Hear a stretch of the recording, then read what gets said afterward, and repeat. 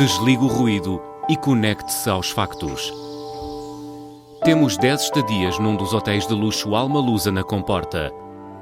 2 adultos, 2 noites. Assine hoje o Observador com até 58% de desconto e habilite-se a ganhar. Tudo em observador.pt. 8 horas.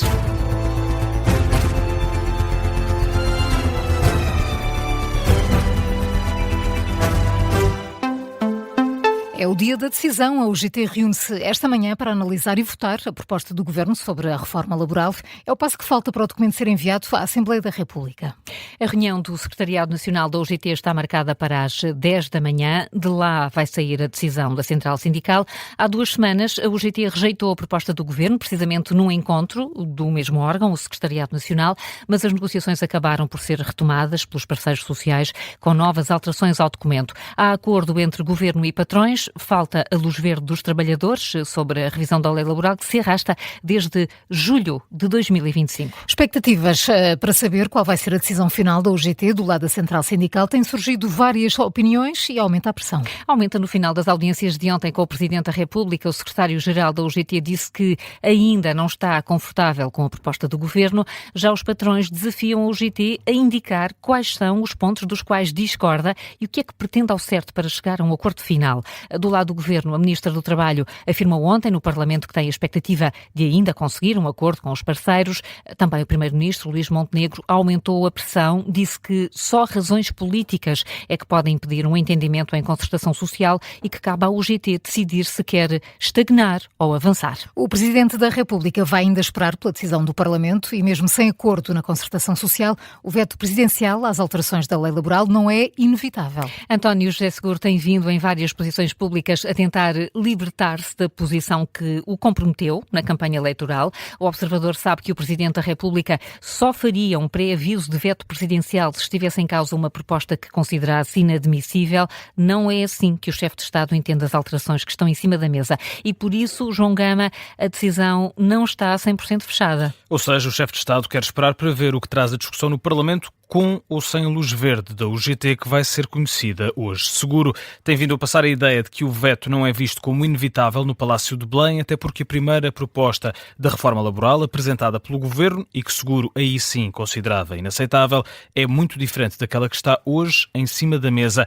É isso que pode ajudar a explicar um eventual passo atrás. O então candidato presidencial foi um dos mais claros no que toca à lei laboral, quer na primeira volta, quer na segunda, garantiu que não iria promulgar a lei sem a luz verde da UGT em vários momentos da corrida eleitoral.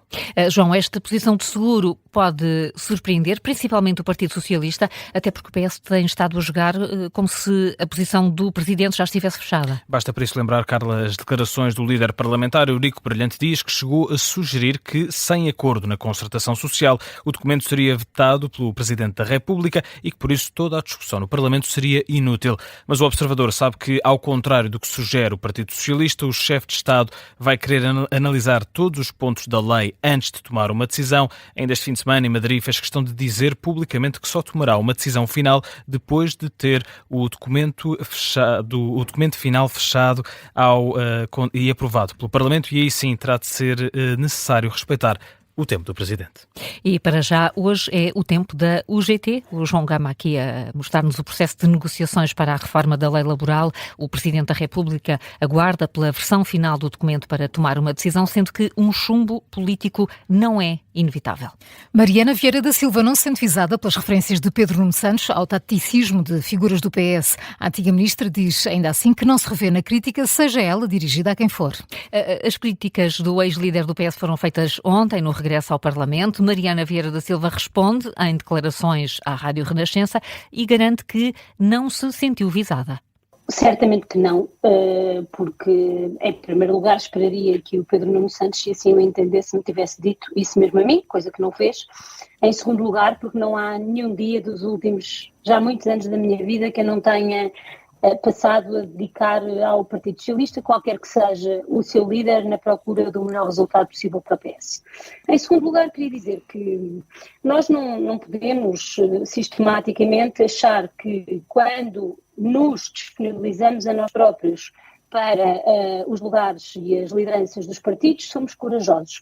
E quando os outros mostram a mesma disponibilidade, são taticistas. Os partidos precisam de todos. Pedro Nuno Santos não identificou a quem se referia nessas críticas, mas falou em taticistas que estão à espera que venham tempos mais fáceis para o PS para avançar para a liderança. São críticas que se podem entender não só a Mariana Vieira da Silva, mas também a Eduardo Cordeiro ou a Fernando Medina. Falamos agora do 25 de Abril, que se assinala já este sábado. A PSP garante estar atenta e preparada para agir e intervir caso voltem a surgir confrontos entre grupos de extrema-direita e manifestantes antifascistas. Recordemos o que aconteceu no ano passado. As celebrações do Dia da Liberdade ficaram marcadas por violência. Pessoas ligadas a organizações como o Grupo 1143, o Habeas Corpus ou o Partido Ergue-te saíram à rua. As manifestações acabaram por coincidir com o desfile tradicional do 25 de Abril. A PSP tinha emitido um parecer negativo sobre a realização de uma manifestação de extrema-direita no centro de Lisboa, mas os protestos aconteceram na mesma e terminaram em confrontos com a intervenção da PSP.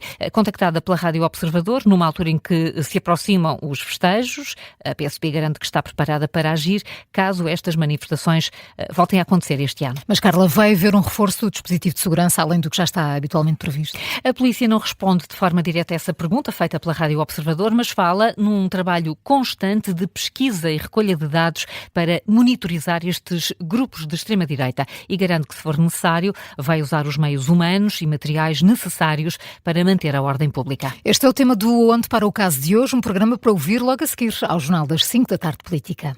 Donald Trump diz que não tem um calendário definido para acabar com a guerra no Irão ou com o cessar-fogo. O presidente dos Estados Unidos garante também que não está a pensar nas eleições intercalares. São os destaques de uma entrevista à Fox News. Donald Trump rejeita também pressão sobre o cessar-fogo com o Irão, prolongado indefinitivamente. Ontem, na análise, o coronel José do Carmo considera que a decisão de Trump de prolongar o cessar-fogo tem dois focos, o Irão e as eleições intercalares, apesar de Trump rejeitar essa ideia.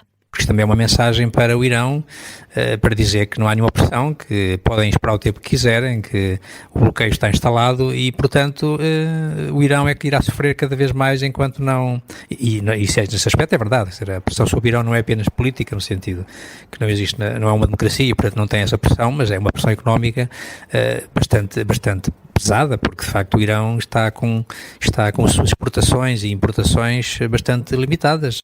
O coronel José do Carmo esta manhã no Gabinete de Guerra. O Irão repete que o bloqueio naval dos Estados Unidos é o maior entrave às negociações e afirma que assim não pode reabrir o Estreito de Hormuz. Noutra frente de guerra está marcada para hoje uma nova ronda de negociações entre o Líbano e Israel que vai decorrer nos Estados Unidos. São agora 8h08, daqui a pouco há nova edição de Momentos de Glória. Primeiro, Carla, que outras notícias merecem destaque?